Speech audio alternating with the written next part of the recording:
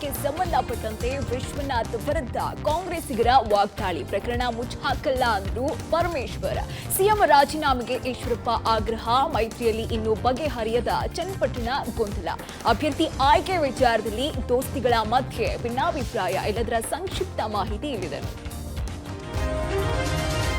ಮೋಡ ಹಗರಣ ಪ್ರಕರಣದಲ್ಲಿ ಹಾಲಿ ಹಾಗೂ ಮಾಜಿ ಶಾಸಕರ ಹೆಸರು ಪ್ರಸ್ತಾಪ ಆದ ಹಿನ್ನೆಲೆಯಲ್ಲಿ ಮೈಸೂರಿನ ಜಲದರ್ಶಿನಿ ಅತಿಥಿ ಗೃಹದಲ್ಲಿ ಕಾಂಗ್ರೆಸ್ ಶಾಸಕರು ಸುದ್ದಿಗೋಷ್ಠಿಯನ್ನು ನಡೆಸಿದರು. ಸುದ್ದಿಗೋಷ್ಠಿಯಲ್ಲಿ ಮೂಡ ಅಧ್ಯಕ್ಷ ಕೆ ಮರಿಗೌಡ, ಶಾಸಕರಾದ ಕೆ ಹರೀಶ್ ಗೌಡ, ರಮೇಶ್ ಬಂಡಿ ಸಿದ್ದೇಗೌಡ, ಎಂಎಲ್ಸಿ ಡಾಕ್ಟರ್ ತಿಮ್ಮಯ್ಯ ಸೇರಿದಂತೆ ಸ್ಥಳೀಯ ಕಾಂಗ್ರೆಸ್ ನಾಯಕರು ಭಾಗಿಯಾಗಿದ್ದರು. ಇನ್ನು ಸುದ್ದಿಗೋಷ್ಠಿಯಲ್ಲಿ ಮಾತನಾಡಿದ ಮೂಡ ಅಧ್ಯಕ್ಷ ಕೆ ಮರಿಗೌಡ ಬಿಜೆಪಿ ವಿರುದ್ಧ ಆಕ್ರೋಶ ವ್ಯಕ್ತಪಡಿಸಿದರು. ಎಂಎಲ್ಸಿ ಎಚ್ ವಿಶ್ವನಾಥ್ ಕೂಡ ಮೂಡಾದಿಂದ ಬದಲಿ ನಿವೇಶನ ಪಡೆದಿದ್ದಾರೆ. ವಿಶ್ವನಾಥ್ ಪತ್ನಿ ಶಾಂತಮ್ಮ ಹೆಸರಲ್ಲಿ 2017ರಲ್ಲಿ 60-40 ಅಳತೆಯ ಬದಲಿ ನಿವೇಶನ ಪಡೆದಿದ್ದಾರೆ. ವಿಶ್ವನಾಥ್ ಕೀಳು ಮಟ್ಟದ ರಾಜಕಾರಣ ಮಾಡ್ತಿದ್ದಾರೆ, ಇಲ್ಲಸಲ್ಲದ ಆರೋಪಗಳನ್ನು ಮಾಡ್ತಿದ್ದಾರೆ ಅಂತ ಆಕ್ರೋಶ ವ್ಯಕ್ತಪಡಿಸಿದ್ರು. ಬಳಿಕ ಶಾಸಕ ಕೆ ಹರೀಶ್ ಗೌಡ ಮಾತನಾಡಿ 50-50 ಅನುಪಾತದಲ್ಲಿ ನಿವೇಶನ ಕೊಡ್ಲಿಕ್ಕೆ ಗೆಜೆಟ್ ನೋಟಿಫಿಕೇಶನ್ ಆಗಿದೆ. 50-50 ಅನುಪಾತದಲ್ಲಿ ಪರಿಹಾರ ನೀಡಲಿಕ್ಕೂ ಆದೇಶ ಆಗಿದೆ. 2015ರಲ್ಲಿ ಗೆಜೆಟ್ ನೋಟಿಫಿಕೇಶನ್ ಆಗಿದೆ. ಆಗ 60-40 ಅನುಪಾತದಲ್ಲಿ ನೀಡಬೇಕು ಅಂತ ಆದೇಶ ಇದೆ. ಅದಾದ ಬಳಿಕ 2020ರಲ್ಲಿ 50-50 ಅನುಪಾತದಲ್ಲಿ ನಿವೇಶನ ನೀಡಲಿಕ್ಕೆ ಪ್ರಾಧಿಕಾರ ನಿರ್ಣಯ ಮಾಡಿದೆ ಅಂತ ಮಾಹಿತಿ ಕೊಟ್ಟರು. ಪ್ರೋತ್ಸಾಹ ತಗೊಂಡಿದ್ದಾರೆ, ಯಾರು ಬದಲಿ ನಿವೇಶನ ತಗೊಂಡಿದ್ದಾರೆ ಅನ್ನೋದಕ್ಕೆ ಶ್ರೀಮಾನ್ ವಿಶ್ವನಾಥ್ ಅವರು ದೊಡ್ಡ ಪ್ರಮಾಣದಲ್ಲಿ ಮುಂದೆನೇ ಬಂದು ಪತ್ರಿಕಾಗೋಷ್ಠಿ ಮಾಡ್ತಾರೆ. ಅವ್ರ ಹೆಂಡತಿ ಶಾಂತಮ್ಮನವ್ರಿಗೆ ದೇವನೂರು 3ನೇ ಹಂತದಲ್ಲಿ 25 ಸೈಟ್ ನಂಬರ್ ಮಂಜೂರಾಗಿತ್ತು. ಶ್ರೀಮಾನ್ ವಿಶ್ವನಾಥ್ ಅವ್ರ ಬಗ್ಗೆ ಹಿರಿತನ ಇದೆ. ಅವರು ಈ ರೀತಿ ಒಂದು ಕೀಳು ಮಟ್ಟದ ರಾಜಕಾರಣ ಮಾಡ್ತಕ್ಕಂಥದ್ದನ್ನು ಬಿಡಬೇಕಾಗುತ್ತೆ. ಮೋಡ ಪ್ರಕರಣ ಮುಚ್ಚಿ ಹಾಕೋಕೆ ಸರ್ಕಾರ ಹುನ್ನಾರ ಮಾಡ್ತಿದೆ ಎಂಬ ಬಿಜೆಪಿ ಎಚ್ಡಿಕೆ ಆರೋಪಕ್ಕೆ ಗೃಹ ಸಚಿವ ಡಾಕ್ಟರ್ ಜಿ ಪರಮೇಶ್ವರ್ ಕೌಂಟರ್ ಕೊಟ್ಟಿದ್ದಾರೆ. ನಾವು ಯಾವ ಪ್ರಕರಣ ಕೂಡ ಮುಚ್ಚಿ ಹಾಕೋದಿಲ್ಲ, ಎಲ್ಲದರ ತನಿಖೆ ಕೂಡ ಆಗುತ್ತೆ ಎಂದಿದ್ದಾರೆ.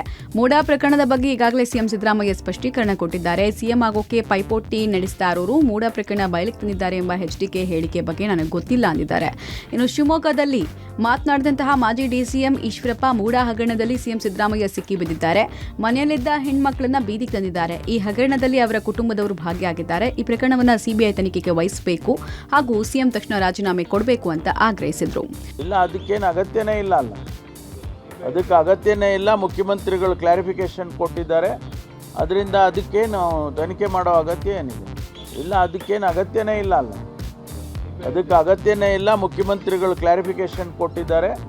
ಅದರಿಂದ ಅದಕ್ಕೇನು ತನಿಖೆ ಮಾಡೋ ಅಗತ್ಯ ಏನಿದೆ?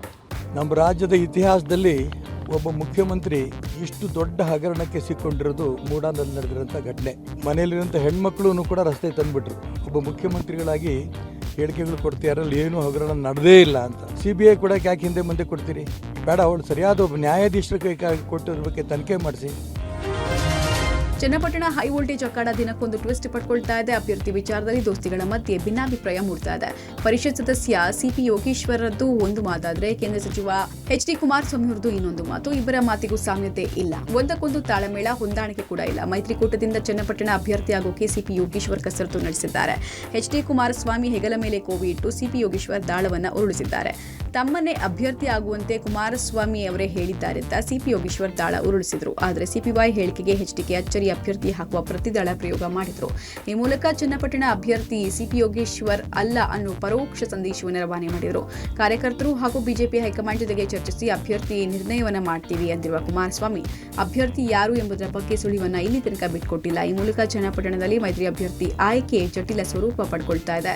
ಇದರಿಂದ ಚನ್ನಪಟ್ಟಣದಲ್ಲಿ ಮೈತ್ರಿ ಧರ್ಮ ಪಾಲನೆ ಆಗತ್ತಾ ಅನ್ನೋದೇ ಪ್ರಶ್ನೆ ಇದೆ ಹಾಗೂ ಅನುಮಾನಗಳು ಸೃಷ್ಟಿಯಾಗಿದೆ. ಎಚ್ಡಿಕೆ ಕ್ಷೇತ್ರ ಉಳಿಸಿಕೊಳ್ಳೋ ಕಸರತ್ತು ಮಾಡ್ತಾ ಇದ್ದಾರೆ ಅನ್ನೋ ಅನುಮಾನ ಬಿಜೆಪಿಗಿದೆ. ಹೀಗಾಗಿ ಚನ್ನಪಟ್ಟಣ ವಿಚಾರದಲ್ಲಿ ಬಿಜೆಪಿ ಹೈಕಮಾಂಡ್ ನಿರ್ಧಾರಕ್ಕಾಗಿ ಕಾಯಲಾಗ್ತಾ ಇದೆ. ಋತುಚಕ್ರದ ವೇಳೆ ಮಹಿಳೆಯರಿಗೆ ರಜೆ ನೀಡುವುದು ಸರ್ಕಾರದ ನೀತಿಯ ವಿಷಯ ಆಗಿದೆ.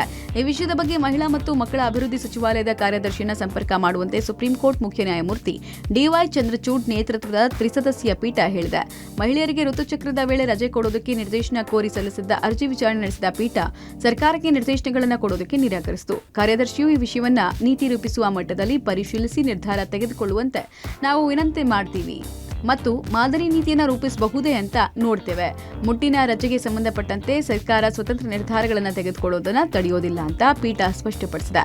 ಮಹಿಳಾ ವಿದ್ಯಾರ್ಥಿಗಳು ಹಾಗೂ ಉದ್ಯೋಗಸ್ಥ ಮಹಿಳೆಯರಿಗೆ ಮುಟ್ಟಿನ ನೋವಿನ ರಜೆಯನ್ನ ಕೋರಿ ಸಲ್ಲಿಸಲಾದ ಮನವಿಯನ್ನ ಕೋರ್ಟ್ ಕಳೆದ ವರ್ಷ ವಿಲೇವಾರಿ ಮಾಡಿತ್ತು. ಸಿಜೆಐ ಚಂದ್ರಚೂಡ್ ನೇತೃತ್ವದ ಪೀಠವು ಪ್ರಕರಣದಲ್ಲಿ ನೀತಿಯ ಆಯಾಮ ಇರುವುದರಿಂದ ಅರ್ಜಿದಾರರು ಕೇಂದ್ರ ಸರ್ಕಾರದ ಮುಂದೆ ಪ್ರಾತಿನಿಧ್ಯವನ್ನ ಸಲ್ಲಿಸಬಹುದು ಅಂತ ತರ್ಕಿಸಿತ್ತು. ಬೆಂಗಳೂರು ಅಂತಾರಾಷ್ಟ್ರೀಯ ವಿಮಾನ ನಿಲ್ದಾಣದಿಂದ ನಗರಕ್ಕೆ ಸಂಚಾರ ಮಾಡಲು ಪ್ರಯಾಣಿಕರು ಬಿಎಂಟಿಸಿಯನ್ನೇ ಅವಲಂಬಿಸಿದ್ದಾರೆ.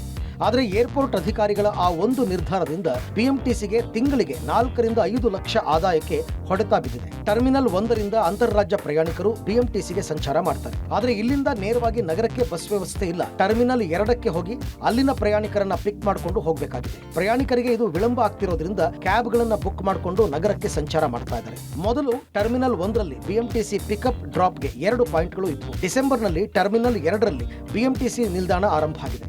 ಹೀಗಾಗಿ T1ನಲ್ಲಿ ಪಿಕ್ ಮಾಡಿಕೊಂಡು T2ಗೆ ಬರಲೇಬೇಕಾಗಿದೆ. ಹೀಗೆ ಪ್ರಯಾಣಿಕರಿಗೆ ವಿಳಂಬ ಆಗ್ತಿರೋದ್ರಿಂದ ಕ್ಯಾಬ್ಗಳಲ್ಲಿ ಹೋಗ್ತಾ ಇದ್ದಾರೆ. ಬಿಎಂಟಿಸಿ ಈ ಬಗ್ಗೆ ಏರ್ಪೋರ್ಟ್ ಅಧಿಕಾರಿಗಳಿಗೆ ಪತ್ರ ಕೂಡ ಬರೆದಿದೆ.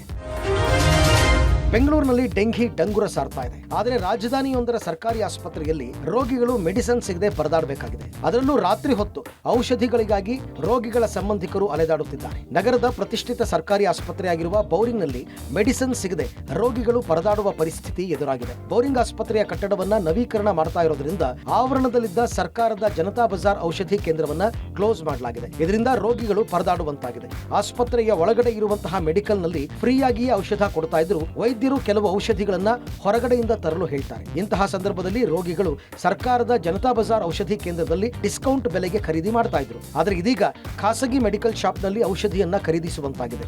ಇನ್ನು ರಾತ್ರಿ 9 ಗಂಟೆಗೆ ಖಾಸಗಿ ಮೆಡಿಕಲ್ ಸ್ಟೋರ್ ಕ್ಲೋಸ್ ಆಗೋದ್ರಿಂದ 9 ಗಂಟೆಯ ನಂತರ ಮೆಡಿಸಿನ್ ಸಿಗದೆ ಪರದಾಡ್ತಾ ಇದ್ದಾರೆ.